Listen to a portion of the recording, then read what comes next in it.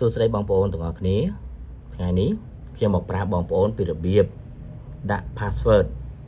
នៅក្នុង WeChat របស់យើង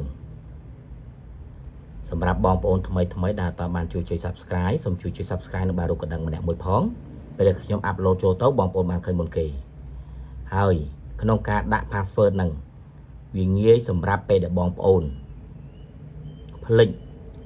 លេខទូរស័ព្ទនិងបាត់ Gmail ពេលដែលបងប្អូនមានជាមួយនឹង password អញ្ចឹងគឺងាយយកមកវិញជាពិសេសបងប្អូនដែលធ្លាក់បាត់ទូរស័ព្ទណាបើបងប្អូនធ្វើរបៀបហ្នឹងគឺបងប្អូនអាចទាញមកវិញបានតែបើបងប្អូនអត់មានអត់ស្គាល់ទាំង Gmail អត់ស្គាល់ទាំងលេខទូរស័ព្ទអត់ដឹងទាំង password អត់ដាក់ password ទៀតប្រកបណាស់គឺបងប្អូនមិនអាចយកមកវិញបានទេហើយ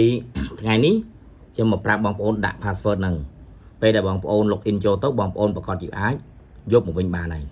តោះឥឡូវយើងទៅធ្វើទាំងអស់គ្នាជាដំបូងបងប្អូនចូលមកកាន់បាទនេះសិនមកខ្ញុំសូមបាទនេះសិនមកបាទខ្ញុំសូម request វាចេញណា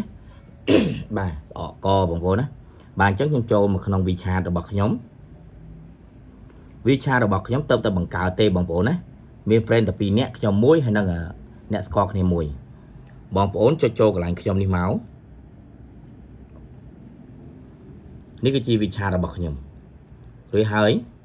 បងប្អូនចុចពាក្យកន្លែង setting រួចហើយ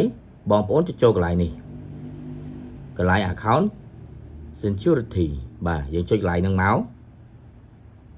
បន្ទាប់ក្រោយឡើងមកទៀតបងប្អូននឹងរកខាងលើនេះគឺកន្លែង password ណានេះ password ដូច្នេះហើយយើងចុចលើហ្នឹងមកបន្ទាប់ពីបងប្អូនចុចហើយខាងលើនេះគឺជា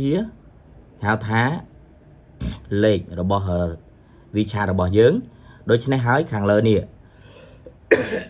បាទជាស្រ័យស្អកកបងប្អូនហើយនេះយើងដាក់ password ដែលយើងបានចាំបងប្អូនណាពេលដែលយើងបង្កើតគេឲ្យយើងបំពេញ password ហើយអញ្ចឹងបងប្អូនដាក់ password មកពេលដែលបំពេញណាតោះឥឡូវខ្ញុំបំពេញ password សិនខ្ញុំសូមបំពេញ password ខ្ញុំសូមអត់ឲ្យបងប្អូនមើលទេណាហ្នឹងណាព្រោះអីខ្ញុំត្រូវការនេះខ្ញុំដែរខ្ញុំត្រូវការលាក់ password ខ្ញុំពេលដែលបងប្អូនបំពេញ password បងប្អូនហើយបងប្អូនដែលបងប្អូនមកបង្កើតណារួចហើយបងប្អូនចូលបង្កើត password ថ្មីដែលបងប្អូនចង់ដាក់មកឥឡូវបងប្អូនបង្កើត password ថ្មីដែលបងប្អូនចង់ដាក់ខ្ញុំបង្កើតសិនបង្កើតម្ដងមួយដើម្បីឲ្យបងប្អូនបានឃើញណាបាទនេះ password ចាស់នេះ password ថ្មីចុះនៅខាងក្រោមគេនេះអីគេគឺបងប្អូនត្រូវតែដាក់ឲ្យដូចអាទី2នេះអាទីមួយនេះមិនអាមួយនេះក៏អញ្ចឹងដែរអញ្ចឹងខ្ញុំដាក់ភាសាទៀតនេះអាពីរហ្នឹងដូចគ្នាណាអានេះអាចាស់អានេះអាថ្មីដែលយើងចង់ដាក់ណាឥឡូវយើងទៅចាប់ផ្ដើមថាថ្មី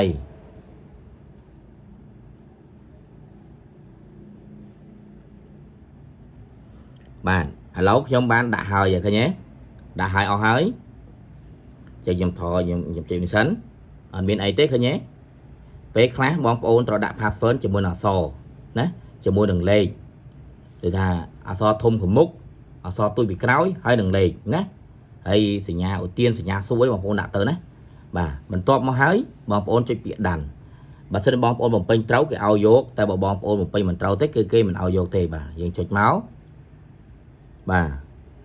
អត់កើតទេលេខនេះប្រើហើយឥឡូវខ្ញុំសុំដូរវិញដោយសារលេខហ្នឹងយើងធ្លាប់បានដូរម្ដងហើយបាទលេខខ្ញុំបានដូរម្ដងហើយអញ្ចឹងគេឲ្យទេឲ្យយើងសុំដូរសារជាថ្មីវិញណា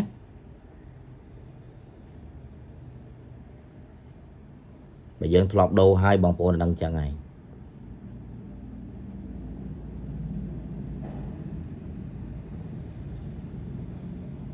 ភាសាទៀត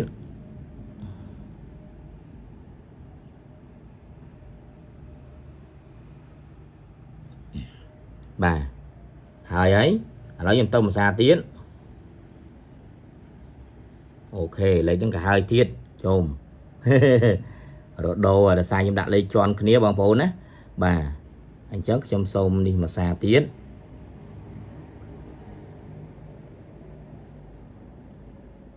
xa trong đã xa đố bằng phôn nhưng mà xa thôi bị đổ bà ní khơi do đi tế bà tầm một tiếng ồ Inter 2 tiền đai bằng phôn đấy bà về về khai bằng phôn nó hàng lơ nắng á dương bổng pin ở trớ co ở cả đây là chạm tịnh xa tiền đấy về password chấm tràn page bằng phôn ơi về khai chạm password tế bà mở mà xa tiền trâu trâu về khai bằng phôn đã hơi dốt bích cọt đó nhưng mà đai cọt thì khi ông chạm mày tao bập ok thôi nhé tranh bằng chân hới rồi hới cho bà dân sale đấy dân sale tốt bà anh nói trong trích trong sale tốt á bà dân đô rồi hới bằng phồn á dân đố password rồi hới anh chân bây đại bằng phồn bạt bạt á bằng phồn có bọt chào bạt vì chán đây này anh chân bằng phồn còn thật login cho một bình máu rồi đặt lên từ sạp rồi bằng phồn trốn chỉ mũi nằng password rồi bằng phồn trốn tấu nuôi chỉ cả sai với bằng phồn á nó ngay bằng phồn ngọc này hơi ọt vô tròn ná bằng phồn ai comment xuống nhằm bán bà ở con chán bằng phồn ngọc này bà gì tôi có hay bà ở cuốn